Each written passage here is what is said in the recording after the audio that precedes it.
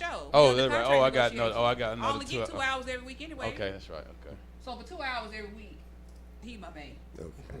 That's all I get. Whew, Lord. Then after that, you know. I understand, sir. I don't.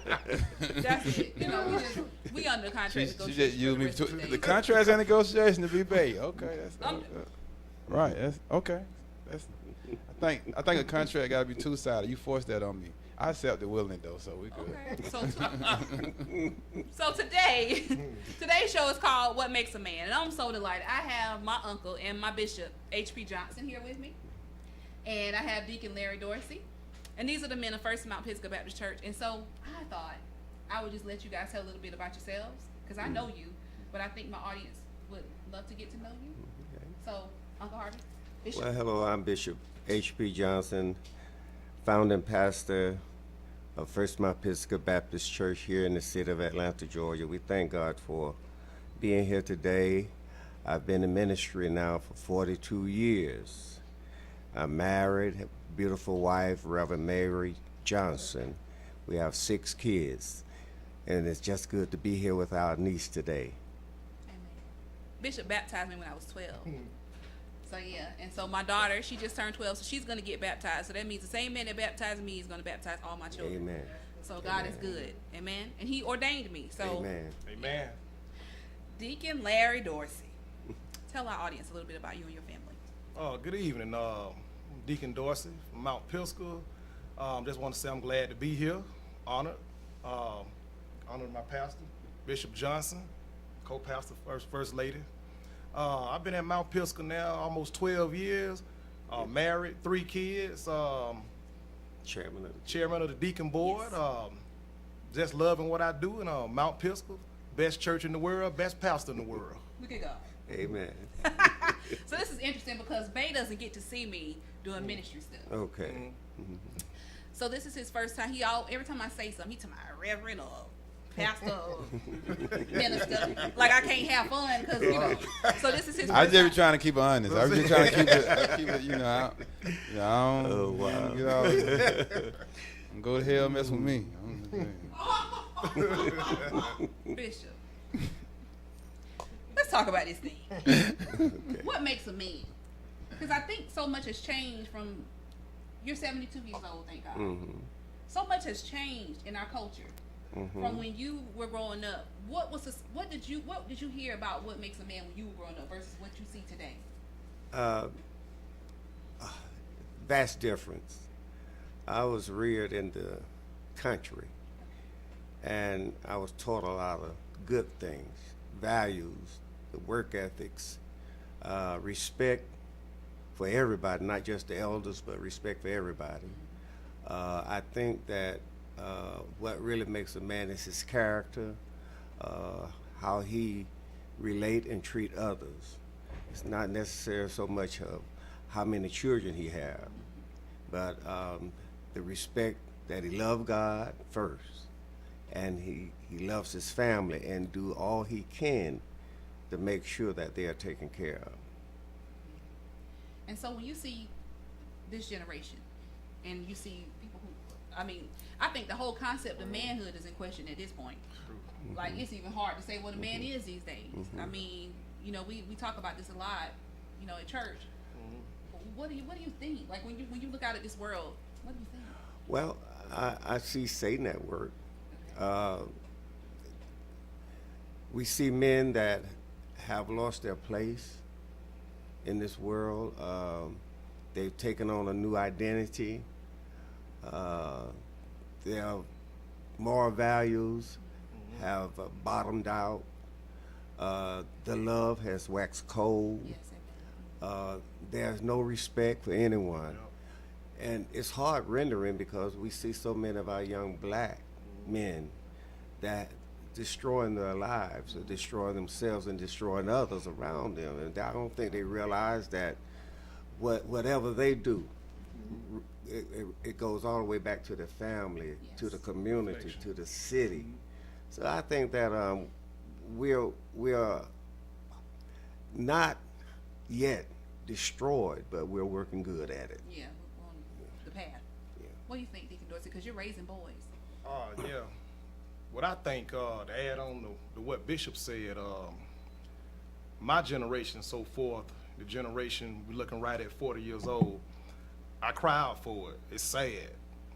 I mean, for me, raising boys in this generation, in this time, it's real hard. It's way different than it was when I was coming up as a boy. I'm looking at stuff now to where, you know, people are influenced by music and, you know, telling you it's cool to put on a dress and put on a hat and want people to follow behind you, you know, just stuff these days where it's terrible. And I try to especially instill in my boys, you know, the pants sagging, pull your pants up, be young men, you know, be gentlemen, and be a man of your word. You know, your word is all you got. Be a real man. You know, that's what I try to instill in my boys. You know, I know it's hard out here, but you know, we living in a generation now to where this generation is lost, and it's sad to say, but it's bad. You know, I would say we failed not educating the youth like we should, and it's kind of like Bishop said, it's backwards. You know, I see the women going to work and the man staying at home. You know, man not taking his rightful place, and it's something. It's not a God, and it's out of order, and that's why this stuff just the way it is. You know. So, Bae, I want to ask you a question because you also raise sons. Mm-hmm. What do you think about it? Like because you're also in the entertainment industry. So what does that look like to you as a man? Like the way you raise your sons versus what you see taking place in the entertainment industry. Oh, it's definitely I'm gonna just say crazy out there. Just like you talking about the dresses and all that, like it's cool. Yeah. The stuff they doing. How can you even push that? Yep. And you gotta think about it. Most of the time growing up, you look up to those artists, entertainers. So you definitely gotta make sure your boys are separated from that, because the way we're going right now, they're gonna kill society because all the men trying to become feminine. Exactly. I don't know what's going on right now. 100%. It's a crazy world out here. So as men, and and Regina Sunshine's still in the studio, so that's why I'm trying to make eye contact with some other ovaries. As men, when you guys are watching this stuff, like how does that feel? I just as a woman, we have our perspective, but like as a man, how does it feel when you watch this stuff? Like, do you? Well, for me, I'm saddened. Really, I think that our females play a great part in what these young men are doing. Yes. Okay, talk about that. Yeah. I think that if I teach my daughters, and I taught them that if a young man come and want to date you, if his pants down around his kneecaps, leave him alone. I think that if the young women stop entertaining that, stop dating these guys, and telling them, no, I want a real man. I think that would help a whole lot. But the young women have lost something. My grandmother and my sisters, they were taught to be real women. Right. Yeah. We have childhood pregnancies. We have girls in the street prostituting and all this stuff. So the young men really, back in the day, let me say it like this: when even during slavery time, they took the man out the house, but that woman, that mother, became father and mother, and she instilled values into her children. We don't have that today. We got mothers, got daughters. Mothers and daughters are dating the same man. Mothers and daughters are going to the same clubs. Partying together. You understand what I'm saying? So we don't have any type of what can I say? Something that we can hold on to and say, look, this is the way this is supposed to be. It's like we lost our boundaries. Yeah. We don't have any boundaries. Yeah. Like Bishop was saying, the female plays a part in it too. Okay. You know, I'm the kind of person to believe you are treated the way you allow somebody to treat you. You know, being a real man don't make you dominant over a woman. Being a real man, being responsible, taking care of your family. You know, anybody can make a baby. Take care of that baby. You know, do what a man's supposed to do. Go to work. Do any means necessary to take care of your responsibilities.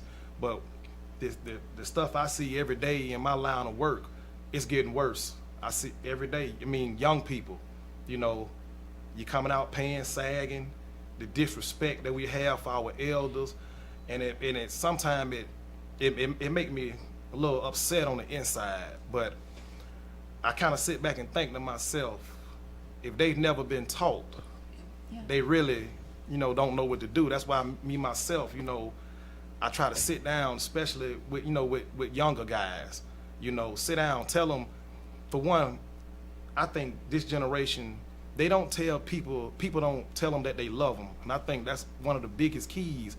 You'd be surprised how many people you run up against, young men, young women, that you realize they never been told that they love them. They never been told that I'm proud of you.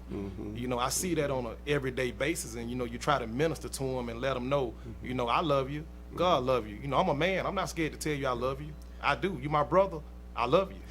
But Brother Deacon, how do you relate that to our young men and women, when the parents haven't been taught? Exactly.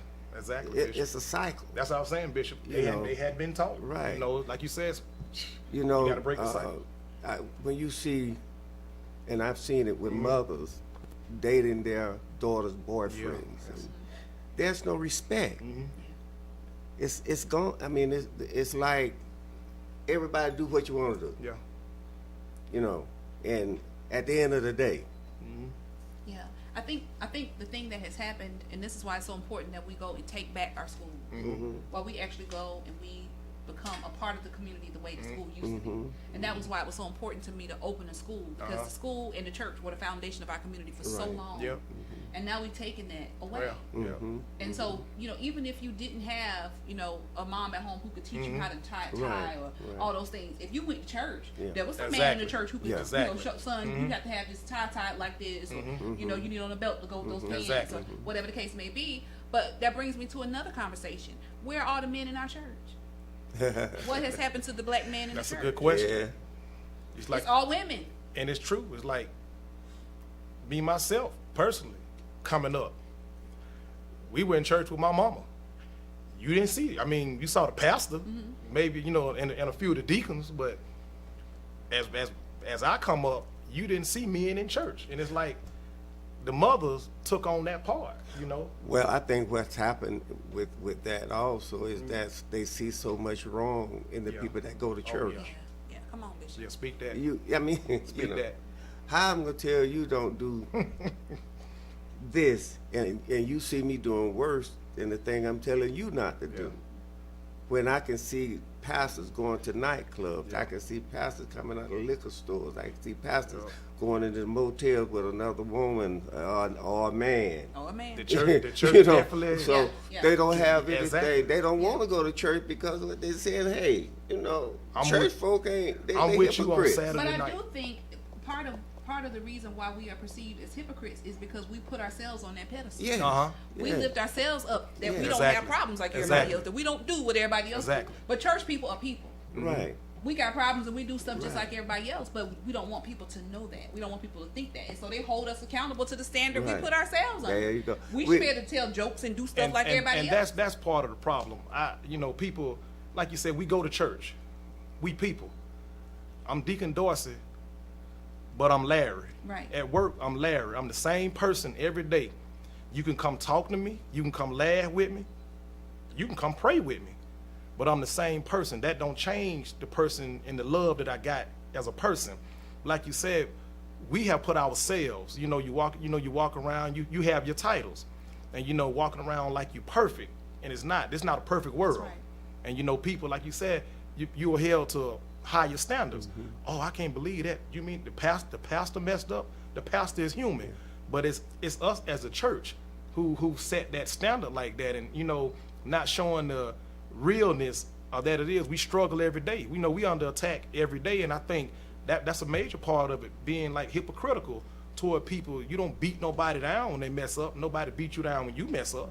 There's no transparency. Right. That's what people used to, when I used to preach, and sometime even now, when I talk about the things that I did before I was saved and converted, I want them to know that just because you're here don't mean that you got to remain there. There's a way out, because Christ opened the door for us. And a lot of times preachers, we, like Deacon Dorsey said, we walk around like we're holier than thou, and this is a bad, not a bad image, but it's an image that we can't live up to. Yes. Yes. You know. Yes. Nobody can. I mean, Nobody can. nobody can, and it's unfair for us to think that this child, amen, should live up to the standards that I put out there for them, Exactly. and I can't even do Exactly. Right. it. You know.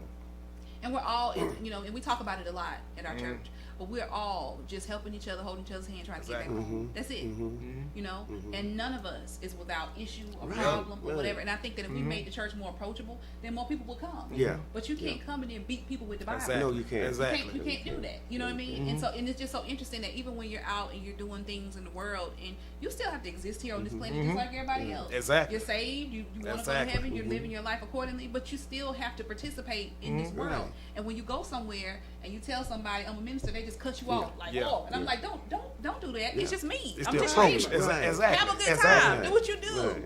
I'm You sorry, I didn't mean to curse around you. Go ahead. Yeah. There's been times You when know? there have been times when I've been in certain situations with people. I won't even tell them that I'm a Exactly. minister. I You do don't- that. They always trying to front me.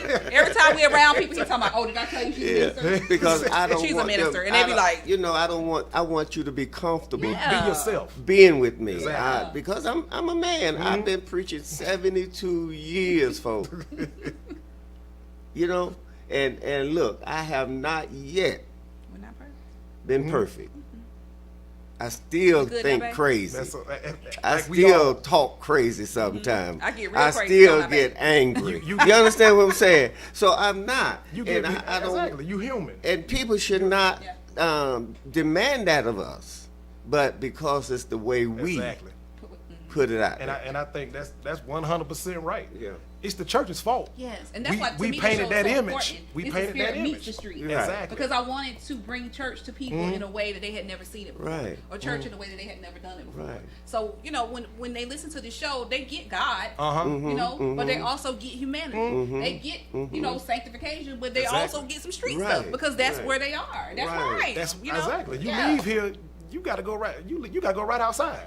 Right. You know, you can't. You don't. Exactly. We don't float to our Exactly. car. I can't float home. I still walk. I don't hover. I don't hover and float to my car. I still That's walk. right. That's You right. know, I mean, and sometimes like my job, man, I work smack dab in the hood. You And know, Deacon Dorsey, he's a train operator for MARTA, so y'all knew that he's like in the trenches. you know, you try to people are people. You know, and I sit back and tell people, man, oh man, I'm sorry, I didn't know you. No, you okay, bruh. You know, we can pray about it later, but I'm gonna let you know. Tell me what's going on with you. I'm here to listen. You know, that's we got to. I think as a church, we got to do better. Yeah. do. We got to do better. Jesus said, I believe the scripture says, with loving kindness have I drawn you. And also, while we were yet sinners, Christ died for us. And we are still sinners. You know, but we're saved Save sinners, sinners. you know. Yeah. Save sinners. But we still mess up. Still messed up. There's no, have not yet reached perfection. And while we live here on this earth, That's why I said unfortunately, y'all we don't have will. problems, guys. Not gonna happen. Yes, yeah. They're not trying to go find a new set of J's. They got they don't have no problems. It's not gonna happen. Yeah, but while we're still here, we're still Yeah. working. We're still striving, and that's all you can do. Just be your best you, and you know, allow God to continue to do His Exactly. work to transform you to be more Christ-like. Yeah. But that's Yeah. it. Yeah. You try to grow. Yeah. You try, like I said, I try to wake up with a goal every day to be better, to get closer. I know I'm not perfect. I know I'm gonna have a bad thought. I know I'm, thinking wrong. You human. Especially I might cut me off in traffic Yeah. and just wonder what I be saying in the car. Yeah. Cut me. Text you cut across 3 lanes, texting on your phone, and Yeah. man, he don't sound like no deacon, but that's just being real. Yeah. I mean, but I think we got to do better. Especially reaching out to the community. We got to do better. But I've seen even the transformation in our own church. Once we started talking about things and being more transparent, and once Bible study and Sunday school start being more like a dialogue, we come in Exactly. and just talk. Right. Like there's this shift that's taking place in our Right. church where people Right. were able to just come down and just let go of all that Yep. facade. Yeah. Like, just be you and just come in and let us, come now, let us reason together. Come and let us talk about God together and just see what we can come up with. But, like, I'm not perfect, you're not perfect. Everybody else, we can do this together. And I've seen just tremendous growth in us as a body, as a church. I can see it. It's kind of like Bishop said yesterday, out with the program church. Spirit filled now. Just let the Spirit take over. I mean, like you said, we come to church, we want, it's like you had something to eat.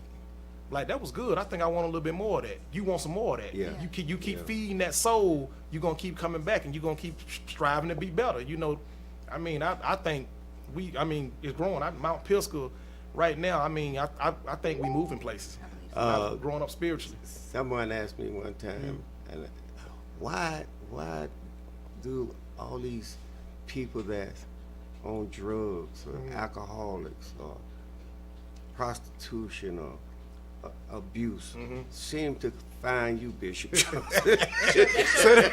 your people. It's your people. But those are my people. Yeah, those are people. And I tell them, I said, look, I didn't do this. God fixed me. Yep. Before God got his hands on me, I didn't have no time for you. Y'all ain't holding me up in here. Yeah. But I know, You keeping it 100. without a shadow of a doubt, God changed me. Yes. And I'm not going to tell my uncle's testimony. I'm going to let him tell it. But this show's about manhood. My uncle has 12 children. That's right. He had 4 little ones when he married my aunt. Amen. And they had a blended family of Amen. 6. But my uncle is a man with 12 children. So when we talk about manhood, he Yes. was out there putting the He can tell manhood you. down. Yeah. He been putting the smack talk low. Praise every God. time we come to the church, he's like, that's one of the bishops. Praise I ain't never God, seen yeah. that before. My uncle got 12 children. So he was out there in them streets doing his thing. Yeah, I was, and I don't beat down nobody that might have 12 or Correct. whatever. All I say to them is, do the best you can to support them and be a father for them. I have 12 kids by 7 different women. Okay, That's real. that's hey, real. Don't get no realer than But that. every one of them have my name. I never denied any of them. I never walked away from any of them. You understand? Because they are mine. Yours. And they got my mark. I got good genes. All of them look. Yes, Lord. So I'm proud of them. I'm blessed because I have 15 grandsons and I have 5 5 great grandchildren, 5 great granddaughters, and 3 great grandsons. So I'm truly blessed. And the Bible says arrows are like Quivers. yes, and blessed is the man when his quiver is full. So I'm blessed, and that's why I can sit here today and tell anybody that might be listening, if whatever you're going through, God has the answer. You don't have to live alone. You don't have to suffer. You don't have to feel like nobody cares, because Mount Pisgah care. We do. Amen. It's a good church. And I don't get up there and twerk and all that stuff. But I do teach Bible study and Sunday Yes, school. you do. So Yes. we would love to have you on. See, that's Very well. Yeah. I do know the scriptures. No, it's more than Bible study. It's more than Sunday school, Bible study, man. It's It's we good look fellowship. forward to we get to church, be like, man, 9:30, we're gonna be here all day. Get up to church. You look forward to coming in. You want to learn more. Yeah. You want to, like you said, I like the fellowship is what I like about and it. ain't no telling what's gonna come out of Exactly. At Right. our church, Right. once they Some start, gonna ain't no jump. telling. Some gonna jump off. Ain't no telling. It's the conversation. Bishop, you weren't there on Saturday when Deacon Walker stood up and told So we had our women's conference. So it was Friday night, it was Saturday, and Sunday, and our climax was last night. So the 80-year-old deacon, it was a women's conference. So his wife, stood up, told her how she met an ugly black man and how I wasn't gonna marry an ugly black man. So he was like, okay, just taking notes, because when it was his turn, he was gonna let her have it. That man got up there and told how the panties was flying and his wife had died and she was in the bed, and I was like, she was in the dead woman bed. Like, everybody in church was like, she was like, okay, sit down. But look, Deacon Dorsey mama, Miss Carol, she loved gossip. So when it was happening, That's she a told me, thing. "Girl, you see, she out of Oh, yeah. She was eating it up. I said, these people come in and say anything in front of Jesus. I guess he already know. Let her have it. We had to sit him down and said, ushers, if you could just Yeah, escort this man his seat. Take him Because he was up there telling us Yeah, he gets tired of everything. Take him outside somewhere. He told on the children, said when he rolled up in the yard, all them grandchildren was out there in the yard, and they was all over Wow. his He said, when I came back, grabbed my leg, talking about, you our new granddaddy? He told the whole story. So I mean, that's what church is supposed to be. Not that old stuffy, you know, Right, like when you come in there and right. everybody got their nose tooted up, don't nobody want to speak. We have a good time. Well, I think that's the perception. You know, we grew up the long skirts, Yeah. covered up head. Got to sit in the back row, where the center sit on the front row. you know, and people, still got that in their head. You know, But you that was scary. But I don't mean to cut you off, but there was a time in the old church where I grew up that if a girl got pregnant, now they would put her out the church, and after the baby is born, she had to come back and stand before the congregation before she could be accepted back into in. the church. Now, if this child needed help, The church is the main she place needed you help. Yeah. Then, while she was pregnant, Uh-huh. you come on somebody. Uh-huh. But the deacons out there drinking liquor and doing everything else, Oh, but they they sitting will. up in the church, you know. Might be the dad. Right. One of the Might be the dad. Might be the dad, Might be the that's dad. right. I know how Yeah. y'all Mount Pisgah Deacon get down, right, Deacon Moore? Yes. Yeah. And they would throw the girl out the church, man. Lord have mercy. Yeah. It's a good thing. It's a good thing. Time has changed. Yeah, you know? yeah. Time. But there's still some places like that. Yeah, it is. It's still some You know, places like that. It's some places where you either get all the Uh-huh. harshness or you get none of the harshness and all the Right. they just want to tickle your flesh. Like Yeah. they go in there and say exactly what you Right. want to hear, but there's no conviction, no nothing. Like, nothing. when you Right. walk out of there, you just the same. You dirty feeling when the you same? get- Yeah, exactly. You feeling the same. But you can't have the joy of the Lord. You can't should. come You here and learn should. about You God should and never come to experience church His gladness. this one way And and leave the same way. way. Yeah. If you're doing some not right, you should never. You should be changed when you go out. It's like the hospital. You go in the hospital with a problem for surgery, you come back out you with the same problem. Somebody did so something yeah, wrong. some didn't go right. Yeah. You Yeah. know that's I think that people, and it's because, again, for the church, a lot of times when people come to the church, they have been told so much that the church is like this, and then when they get in there and they see us clowning and laughing and we have a stuff, good time. everything, they say, those people, you know, they ain't real, Yeah, they ain't ready, yeah. you know what I'm saying? But I'm more real now than I Real. was. Be real, baby. Yeah. Real. Amen. a little real. Yes. So, gentlemen, we're going to take a quick break. And when we come back, I want you to start thinking about it during the break. But when we come back, I want to talk about, knowing what we just talked about men in our community. Where does that leave us with relationships? So, like male and female relationships and marriages and stuff like people don't get married. Like I saw a statistic that said 60% of black women will never get married. Right. Wow. You can't even wonder why. If the men out there wearing dresses, what do you Exactly. want for? So Exactly. I mean, we're gonna talk about that Yeah. like when we come back. Okay. Okay. Man. Babe, can you take us to break? Sanctuary family, we'll be right back. The biggest station